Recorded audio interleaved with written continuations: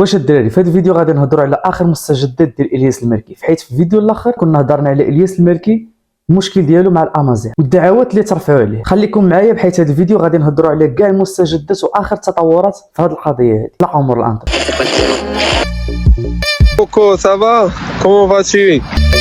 من بعد ما فعاليه الامازيغ رفعوا عليه دعوه غادي تدوز واحد المده وغادي يتنازلوا عليه بطلب من المحامي ديالو ومن الياس المالكي بداتو، حيث عظم الاعتذار ديالو وداروا له التنازل. وكذلك كل مجاود واللاعب الكره السابق والبرقادي كذلك حتى هما عظموا التنازل ديالو. من بعد ما عظموا التنازل ديالو المحكمه تاجلت حتى 12 في شهر 11 في هذا العام هذا، وهذا الشيء اللي خلى الياس المالكي يتغمى عليه في وسط الجلسه وغادي يسخف وغادي يعظموا له الاسعافات الاوليه. وكذلك كاينه شي اخبار بحيث جمعيه ديال الاطلس وجمعيه اكادير عظموا به حتى هما شكايه جديده، يعني ولات عنده شكايه اخرى في الملف ديالو. والبارح اللي هو 1 في شهر 11 الياس المالكي في الحبس غادي يدير اضراب عن الطعام. خرجت واحد الاخبار ان كينغسليك وجيرار بيكي غادي ياجلوا المباراه ديال منتخب المغرب باش يكون حاضر معهم الياس المالكي. كذلك قالوا غادي يوكلوا ليه شي محامي من تما باش يدافع عليه في هذه القضيه هذه.